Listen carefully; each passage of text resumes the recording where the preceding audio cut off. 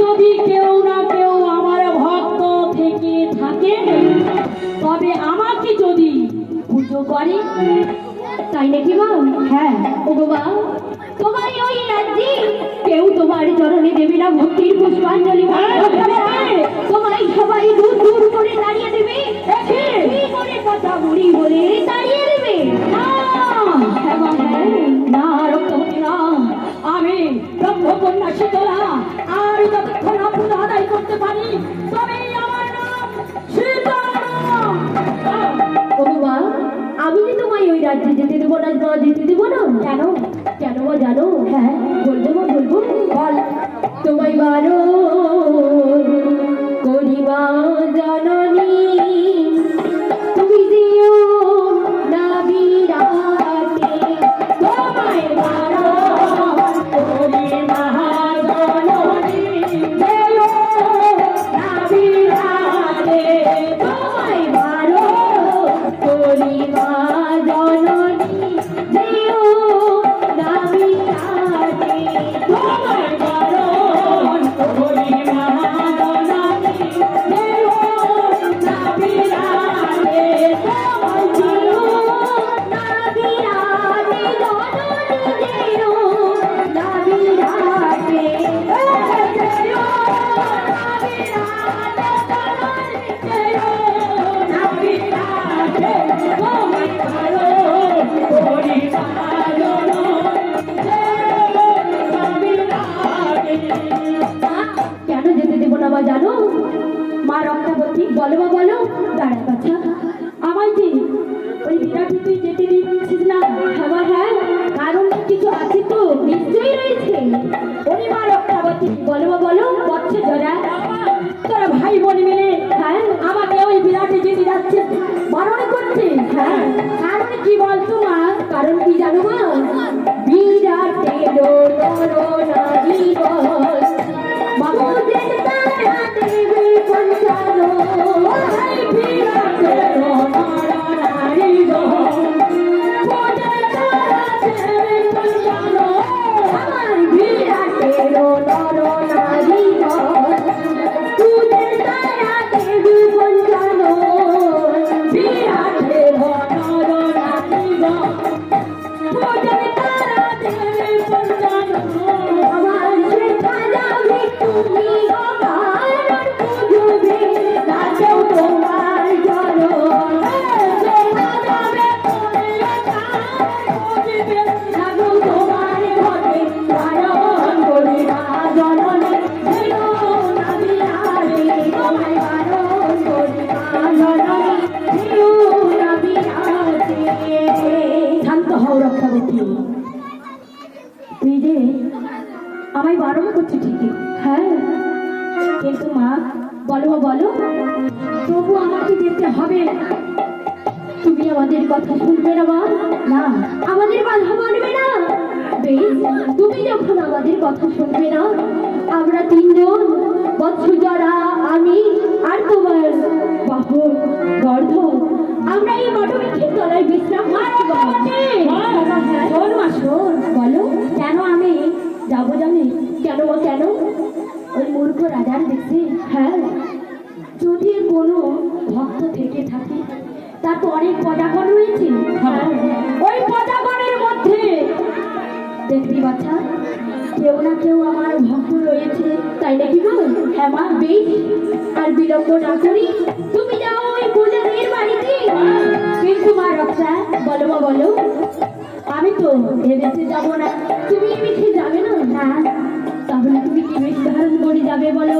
আমাকে বেশ ধারণ করতে হবে। কি বেশ ধারণ করবে? হ্যাঁ তোমাকে পরম বৈষ্ণবীর রূপে। হ্যাঁ আমি যাব ওই মূর্খ রাজার দেশে, মূর্খ পদাদের কাছে, তাই নাকি বল? হ্যাঁ বেশ বা বেশ, কিন্তু তোমাকে সাজানোর মতো যে আমার কাছে কিছুই নেই মা। বেশ বেশ ঠিক আছে, চোর বাচ্চা বলছি তোরা তুই আর আমার বাহন বলো, আর তোর বোনের একটা বলছি, তোরা তিনজন মিলে এই বটবৃক্ষের তলায় মৃদু মৃদু হাওয়া বইছে দেখ বাছা, এই মৃদু মৃদু হাওয়াতে তোরা খুব সুন্দর করে আরাম কর। কিন্তু গাছের তলায় গিয়ে আরাম করবো।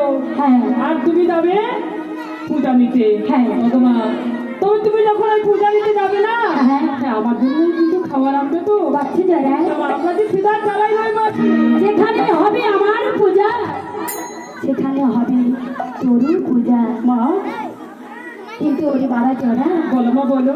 আমি যে তোকে গর্ভে না ধরেও আমি কখনো তোকে পুত্রের সেহ থেকে বঞ্চিত করি না। ভগবান, হ্যাঁ, আমি যদি পুজো পাই তাহলে তোরও পুজো হবে। আমি এটা কথা দিচ্ছি। তোরা তিনজন মিলে এই বসতির তোরাই খানিকক্ষণে বিশ্রাম কর। আর দেখ বাছা দেখ, বলো বলো রক্তাবতী বলো, দেখেছিস এই দেখ কত সুন্দর মেলা, ওই ধরাধামে ওই দেখ অনেক দূর থেকে মেলা বসে। এই দেখো না দেখো, ওই ধরাধামে বসেছে মিলন মেলা। ওই ধরাধামে বেড়েছে আনন্দ, হ্যাঁ, আর বসেছে মিলন মেলা। ওই রক্তা হ্যাঁ ভিক্ষার পাত্র দুটি হাতে নিয়ে দুয়ারে দাঁড়াবে ভিখারি শীতলা।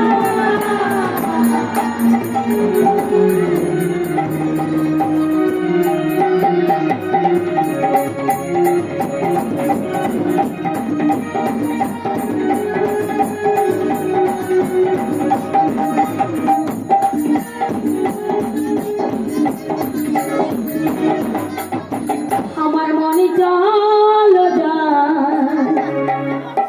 ভবনে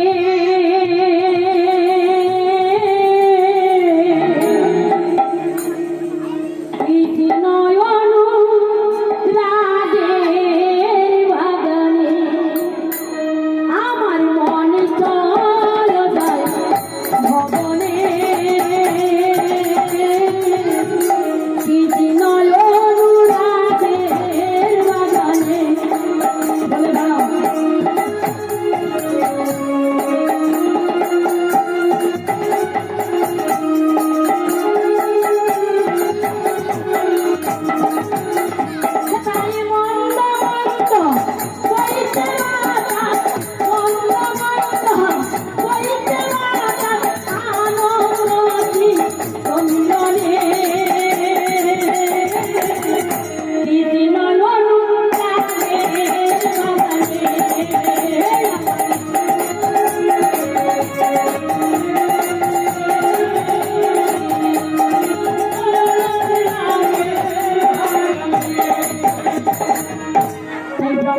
শীতলা বৈষ্ণবী পরম বৈষ্ণবীর বেশ ধারণ করে মা। হ্যাঁ, পরম বৈষ্ণবী রূপ ধারণ করে মায় আমার কি করেছে? কি গো, আমার অনেক বাবা ঠাকুররা বসে আছে, কিন্তু বাবা গো আমি কিছুই জানি না, মায়ের গান আমি কিছুই জানি না, আর আমি বড় গায়িকাও না। যদি কোনো ভুল করে থাকি মায়ের গানে, মা তো অবশ্যই ক্ষমা করবে, আর আপনাদেরও আমায় ক্ষমা করে দিতেই হবে। তাই মা বলছে আমার এই মন, মায়ের মন, মায়ের মন কি রকম দেখো, ভগবান কি ডাকছে, ভগবান স্বয়ং শ্রীকৃষ্ণ বলছে আমার মন চলে যাই ভবনে কৃষ্ণ অনুরাগীর বাগানে। তাই আমার মা শীতলা সেই কৃষ্ণের দাস হতে চাইছে। তাই তো আমার পদকর্তা বলছে আমার মনে চায়